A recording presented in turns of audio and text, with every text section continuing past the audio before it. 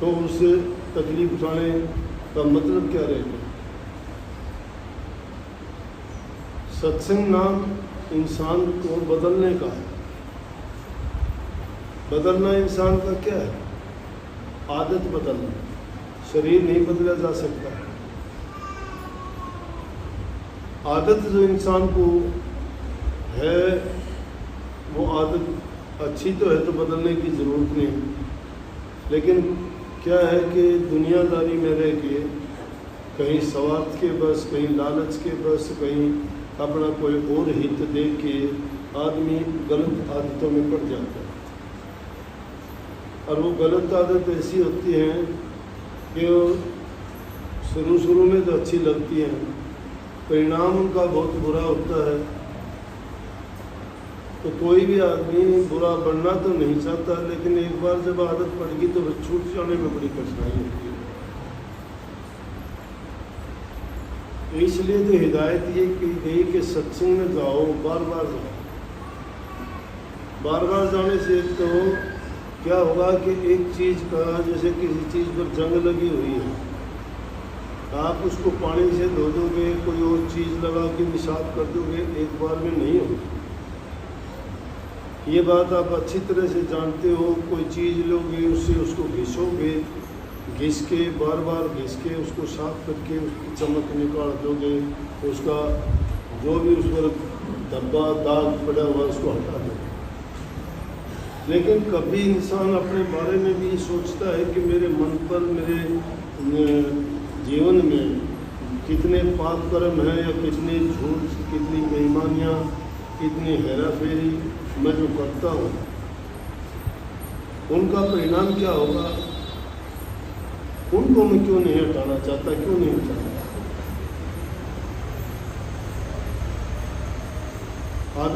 आदत बदलना चाहिए। बुरी आदत सोचना, उसमें शर्म नहीं करनी चाहिए।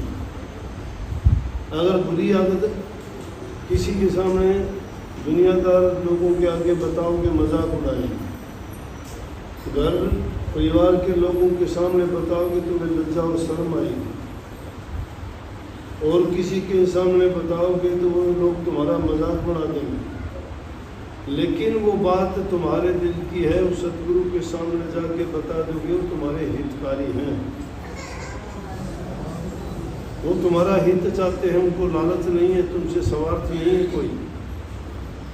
वो निस्वार्थ जो काम करता है वो दूसरे का हित चाहता है, और उस दूसरे की भलाई करने में। अब ये बताओ, आपको तकलीफ होती है, डॉक्टर के पास जाते हो, डॉक्टर आपको दवा देता है, ज़रूरत पड़े तो इंजेक्शन भी लगाता है, अगर और भी ज़रूरत पड़ जाए तो वो काटता भी है आपको। डॉक्टर को इन चीज़ों में मज़ा तो नहीं आता ना काटने में मज़ा आता, ना सुई लगाने में मज़ा आता। तो हम अगर सोच लें कि मेरे साथ अन्याय और जुल्म करता है तो गलत। वो ऐसा नहीं करता, वो हमारे हित की बात करता है कि अगर वो सही इलाज ना करे तो इन्फेक्शन हो जाएगा, बीमारी बढ़ जाएगी, और वो चीज़ फिर लाइलाज हो जाती है। और वो लाइलाज जो हो जाती है वो हमें दुख कष्ट भी देती है, और आखिर में अंत हो जाता है इंसान का, वो दुख भोगते भोगते।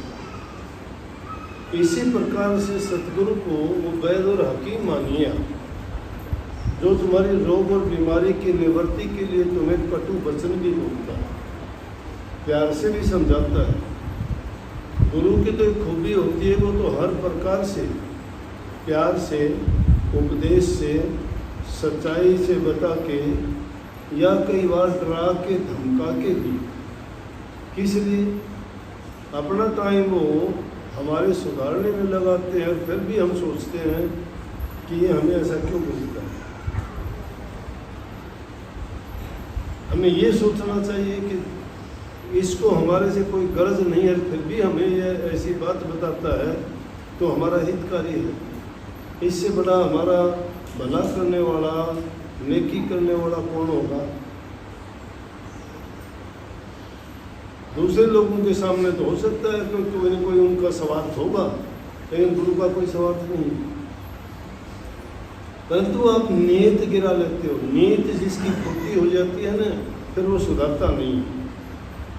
तो मैं जो आदत हो गई ना, उस आदत से मोड़ना बड़ा मुश्किल है।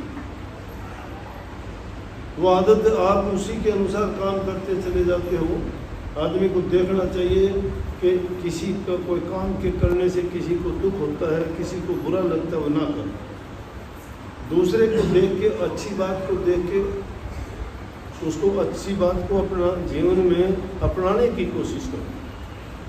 किसी से सच्चा बोलना सीखो, किसी से प्यार करना सीखो। देखो आम जीवन में देखते हो, दो आदमी प्यार से बात करते हैं, कितनी खुशी है उनके चेहरे पर। एक खिला हुआ फूल देखो, एक मुरझाया हुआ फूल देखो। खिले हुए फूल को देख के उसकी शोभा कितनी लगती है। वही फूल अगर मुरझा जाता है, उसमें सही वही रंग है, उसी पेड़ से लगा हुआ है, लेकिन मुरझा गया, उसमें खुशी नहीं है। तो जिस इंसान को तुम प्यार से बातें करते देखते हो, खुश चेहरा देखते हो, तो ये जानने की कोशिश करो इसकी खुशी का राज क्यों, कि देखो खुशी से कितना खुश है। तुम मुंह लटका के कहते हो, कोई कहता है मुझे डिप्रेशन हो गया, मुझे बीमारी होगी, मुझे ये हो गया। अरे गलत आदत होगी कोई ना कोई आपकी। बुरे लोगों के पास में बैठते होगे, कि निंदा चुगली बुराई करने वालों के पास बैठते होगे, या कोई नशा करने वाले, गलत हरकत काम करने वालों के पास बैठते होंगे। जिससे लोगों के पास बैठोगे वो तो तुम्हारे विचार वैसे बनेंगे ना। इसलिए महापुरुषों के पास सत्संग में जाओ, वहाँ जाके ये खाली मत आया करो। तुम यहाँ रोटी खाने के लिए आते हो कि दो रोटी तुम्हारे घर में है, आओ वो चीज़ लेके जाया करो। मैं कहता हूँ ये तुम्हारी बीमारी है, तुम्हारे दिमाग में जो कचरा भर गया है ना, वो निकालना बड़ा मुश्किल है। ये बुराइयाँ निकालनी बहुत कठिन है। मानना नहीं चाहते तुम उन बातों को, अगर मान जाओ तो क्या बात है। एक इंसान सारी दुनिया को बदल देता। आप तो इतने लोग भीड़ की भीड़ आती है, तो आपसे अपना परिवार भी नहीं समझता। आपके परिवार के बच्चों को लेकर भी मेरे पास आते हो, बोला ये बच्चा क्या नहीं मानता, ये बच्चा स्कूल में नहीं जाता, ये मेरी लड़की जो है हमारे कहने से बाहर हो गई है, ये करती है, टेलीफोन करती है, ये लड़का ऐसा करता है, वैसा करता है। क्यों नहीं सुधरते? तुम खुद सुधरे हुए नहीं हो। तुम खुद सुधरे हुए नहीं हो। तुम्हारी जो आदत थी, तुम्हारा जो व्यवहार था, तुम्हारा जो जीवन का रहन सहन था, उसको देख के ऐसे हुए। तुम अपने बच्चों को जैसा चाहो वैसा पढ़ा सकते हो। अच्छी शिक्षा दो उनको, अच्छे गुण सिखाओ उनको, अच्छी आदत बताओ उनको, बुराइयों से परहेज कराओ उनको। जब भी थोड़ी सी गलती दिखती है उसी टाइम कहो। पास बैठा के उनको प्यार से कहो कि इन बातों के कारण देखो किसी ने गलत किया, उनके साथ क्या क्या हुआ, और जिन्होंने अच्छा किया उनका जीवन देखो कितना सुंदर और अच्छा हो। इंसान का जीवन मिलना बड़ा मुश्किल है, और मिल भी जाए तो सारे अंग भरपूर मिलने बड़े मुश्किल हैं। वो भी मिल जाएंगे, अच्छे माँ बाप मिलने बड़े मुश्किल है, वो भी चलो मिल जाएंगे। अच्छा समाज मिलना बड़ा मुश्किल है, गुरु मिलना उससे भी कठिन है, सत्संग मिलना दूर की बात है। पाखंडी, लुटेरे, ठग, दुकानदार, धंधा करने वाले बहुत मिल जाएंगे। धर्म के नाम पर धंधा तो चला रखा है लोगों ने। कोई ड्रामा करता है, कोई कुछ ड्रामा करता है।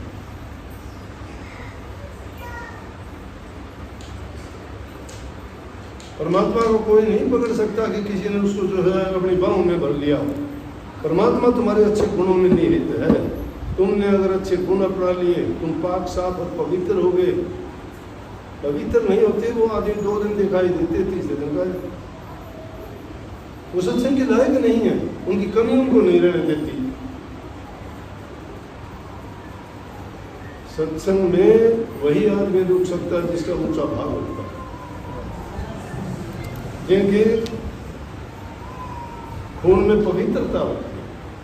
लेकिन जिनके अंदर संस्कार ही लालच के भर दिए, स्वार्थ के भर दिए, लूट खसूट के भर दिए, भ्रष्टाचार के भर दिए, गंदी आदतें उसके दिल में, जिस प्रकार से कुंडली के ऊपर सारा गंद डाल दिया जाता है, इसी प्रकार से हमने अपने हृदय को कचरे का डब्बा बना दिया। उसमें कचरे भर दिए, कचरा, जितना कूड़ा करकट, बुराइयाँ, बुरे ख्याल। सच्चाई का मुकाबला थोड़ा हो सकता है, और जिनकी नीयत खोटी है वो सच्ची जगह में रुक नहीं सकती। अरे लोग तो सेंट और खुशबू लगाते हैं ना कि खुशबू आएगी, अच्छी चीज़ है ना, खुशबू आएगी, वहाँ तो कीट पतंगे भोरे भी खींचे चले जाएंगे ना। लेकिन गंदी नाली के कीड़े को उठा के उस सेंट में डाल दो, 1 सेकंड में मर जाएगा। ये आदत बुरी आदत का वो है।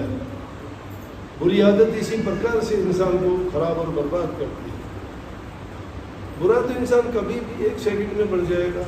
अच्छा बनने के लिए पूरा जीवन आदमी लगा दे, फिर भी कोई गलती रह जाए तो वहीं पर कह देंगे ये देख लीजिए क्या होगा। ये परमात्मा का गुण है। ये मार्ग बड़ा कठिन है, लेकिन उस कठिन मार्ग पर चले तो किसी का और का ना करो, तुम्हारा हित तो कर लो।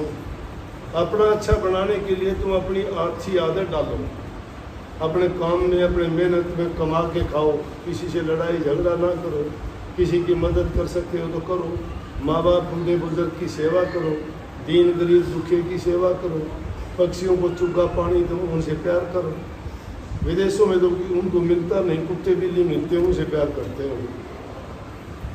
अपने तो सब कुछ मिलता है, सारे जानवर, उनके साथ मित्र बन जाओ,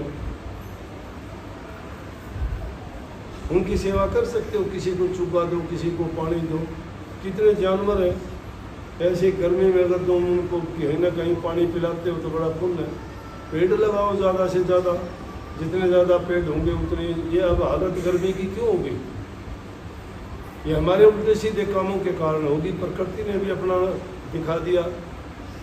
प्रकृति के साथ अगर हम छेड़ करते हैं तो वो भी उसके बदले में कुछ ना कुछ तो हमें देगी ना। ये गर्मी का ये कारण है, हाय तौबा होती है।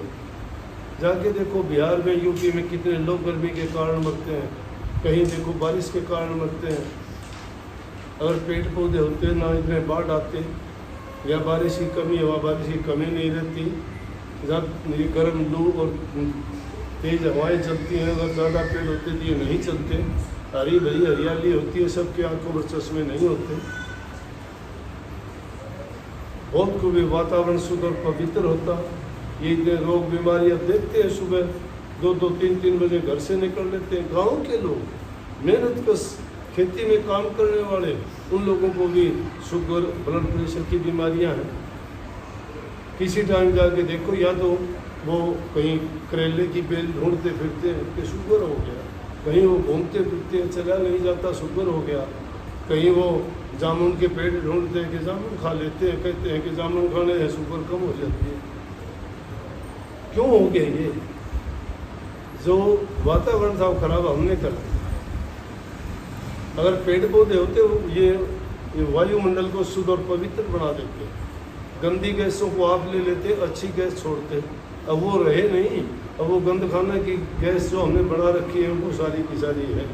वो होने के कारण रोग बीमारी तकलीफ बढ़ती जाती है। जवान मौत होती है, बच्चों को हार्ट अटैक होता है, बैठे बैठे खत्म हो गया। लेकिन फिर भी परवाह नहीं है। हर चीज़ में मिलावट, धोखाधड़ी, कोई मरो कोई जियो। लोगों को लालच है कि मेरा ठीक होना चाहिए, मेरे पास 4 पैसे, कोई साथ लेके नहीं जाता। जिसके पास ज़्यादा है वो भी जाएगा, छोड़ के जाएगा, वो भी छोड़ के जाएगा। एक दवन्नी कोई साथ नहीं लेके जाता। ये तो बेवकूफ़ी की बात है, उनकी नासमझी है। 2 हाथों से काम करो। अपने शरीर के लिए अन्न की ज़रूरत है, और इसको आराम के लिए, सर्दी गर्मी से बचाने के लिए मकान की ज़रूरत है, और तन को तेज़ हवा सर्दी गर्मी से बचाने के लिए वस्त्रों की ज़रूरत है। वो अगर इंसान को मिल जाए, सब कुछ मिल गया। और वो मिलने के बाद में फिर भी हम परमात्मा का गुणगान नहीं करते तो हमारे से बेकार जीव कोई भी नहीं होगा करते। इसलिए जहाँ भी जाओ अच्छी बात लेके जाओ।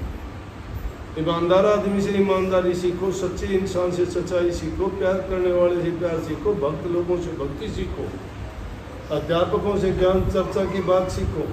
जहाँ कहीं भी जाते हो, जिसके पास जो तुम्हें अच्छा गुण मिले वही गुण सीखा करो।